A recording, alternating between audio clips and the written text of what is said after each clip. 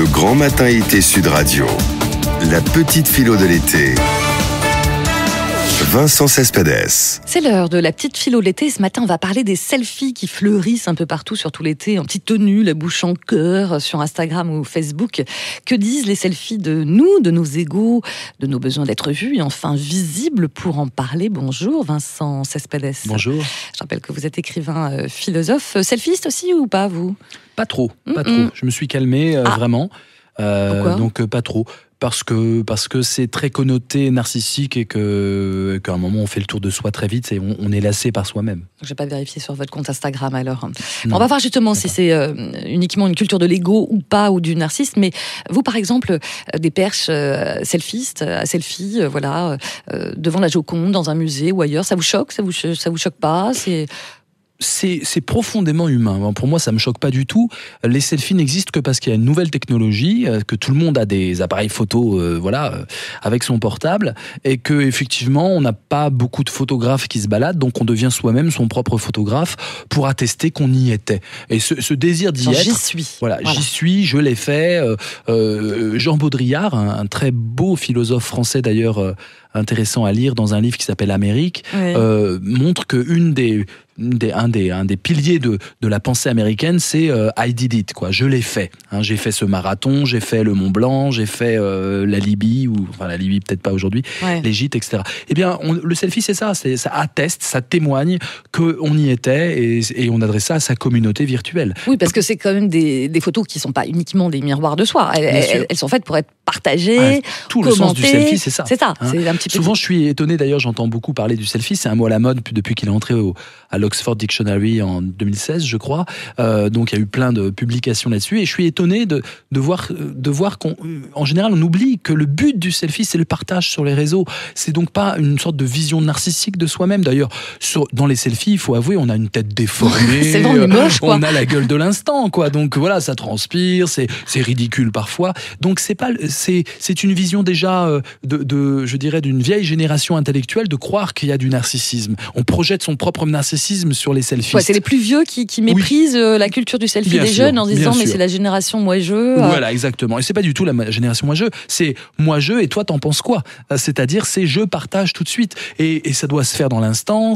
Et alors il y a plein de trucages, il y a plein de modes, etc. Il y a des choses grotesques, il y a des choses absolument horribles. Il y en a qui se font bouffer par des requins parce qu'ils sont en plein selfie.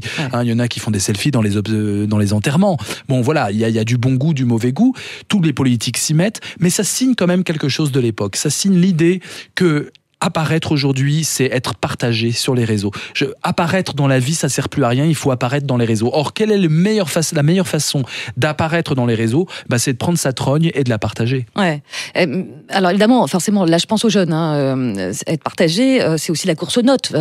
On reçoit, je sais pas combien de pouces en l'air, 150 likes, followers ou autre, ou machin. Ça dope l'ego. Et en même temps, si au bout de la chaîne il n'y a personne, ça peut créer aussi des vrais traumatismes. Surtout chez les plus jeunes aussi. Bien sûr. Alors voilà, et puis ça peut aussi créer du harcèlement et autres. Bien sûr. Donc il faut prendre conscience que chaque selfie, c'est du flicage que l'on donne possible aux grands de l'internet. Votre selfie va passer à l'intelligence artificielle. Vos yeux vont permettre d'analyser d'autres yeux, etc. Vous faites partie de la chaîne alimentaire du numérique Big Brotherisant. Mais évidemment, il faut prendre conscience de ça. Moi, ce que je vois dans l'évolution des comportements, c'est que le selfie, c'est un moment de joie qu'on essaie de partager, de douleur c'est une émotion qu'on essaie de partager. C'est assez intéressant de voir des réseaux comme Instagram fondés sur la photo. Il n'y a pas de texte. Facebook est beaucoup plus littéraire à côté. Eh bien, de voir que ça marche vraiment auprès des jeunes. Précisément parce que il y a un langage qui se crée, un langage qui est purement un langage, je dirais, photographique. Une philosophe comme Elsa Godard a consacré un livre, Je selfie donc je suis, sur la question. Et c'est ça, c'est un néolangage, elle appelle ça, et je trouve ça assez juste. Ouais. Et un langage qui se passe même des mots. En même temps, Vincent Cespedes, il y a tout un discours un peu démago aussi de la culture du selfie, en disant voilà aussi c'est enfin la revanche des vrais gens, des invisibles, de ceux qui se sentent pas assez vus, qui se sentent pas assez reconnus, qui là ils ont droit eux aussi à leur quart d'heure de gloire, comme disait Andy Warhol. Enfin on peut les voir comme les autres people qui sont visibles partout. C'est vrai, en même temps il y a un petit côté un peu démago là-dedans, non? Moi j'aime bien voir les gens, j'aime bien voir comment ils veulent être perçus par les autres, parce que le selfie en dit beaucoup plus sur une personne.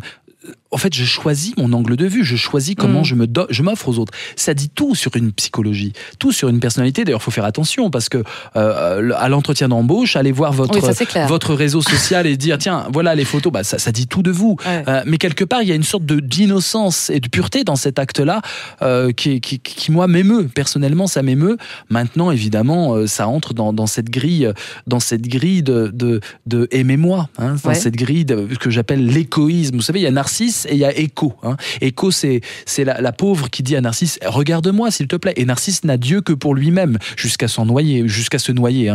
Donc c'est ça le mythe de Narcisse. On oublie Écho dans le mythe de Narcisse. Ouais, Écho triste parce que Narcisse ne regarde que lui et dédaigne finalement son amour.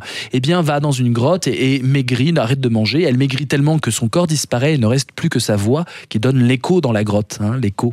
Et donc on est beaucoup plus échoïque que narcissique. Nous sommes des égoïstes, je ne sais pas comment l'appeler. Il y a un égoïsme. J'adore tous ces nouveaux concepts. Mais oui, l'égoïsme, c'est quoi? C'est regardez-moi, j'existe. Oui, c'est ça. Narcisse, regarde-moi, je t'aime. Voilà. Et donc, on est plutôt en appel d'être vu plutôt que en extase de se voir soi-même. Vous voyez la différence? C'est-à-dire que le but d'un selfie partagé, c'est d'avoir le plus de likes possible. C'est pas tellement de s'apprécier soi-même. Et c'est quelque part une faille narcissique que d'être égoïque. Finalement, c'est parce que je me suffis pas à moi-même que j'essaie d'avoir cette prothèse d'amour qui est légitime, qui est humain. On a affaire vraiment à quelque chose de profondément humain. Ça donne un beau portrait de l'être humain dans ses fragilités. Chaque selfie signe la fragilité de l'individu qui se prend en photo lui-même. Quand on prend des poses totalement grotesques, la bouche en cœur, en se la jouant. Pourquoi la bouche en cœur? Oui, bien sûr, ça dit ta faille, ça dit ce que t'attends, ça dit comment tu veux te consommer. Un des plus grands sites à selfie du monde, qui est un site aussi de rencontre, c'est Tinder. Tinder, c'est voilà. Et le jeune médecin sur Tinder qui met son stéthoscope autour du cou, c'est qu'il entre dans la virilité, capable d'acheter la femme parce qu'il aura un salaire, etc. Ça en dit long. Les abdos, tablettes en chocolat, ça en dit long sur les normes et les critères. Finalement, on devrait en fait se regarder ses propres selfies et essayer de philosopher à partir de ça. Oui, à mon avis, il y a du boulot quand même. Il y a peut-être du boulot. Sachant que toutes ces images, de toute façon, à terme, elles finissent aux oubliettes, en fait. C'est un besoin d'être vu visible, mais qui ne dure pas.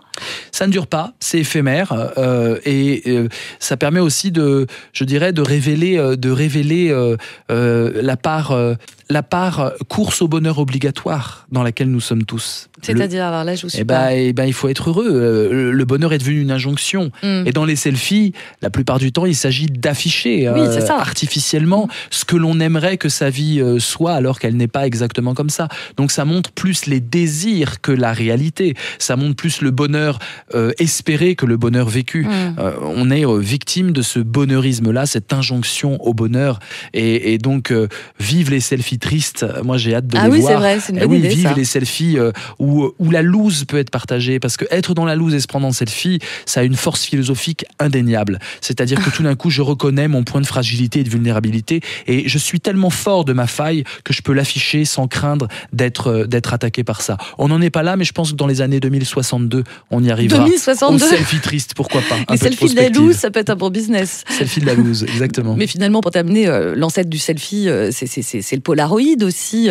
Moi, il y a une scène forcément mythique de Thelma et Louise où on les voit se prendre en photo toutes deux, voilà, avant le grand plongeon.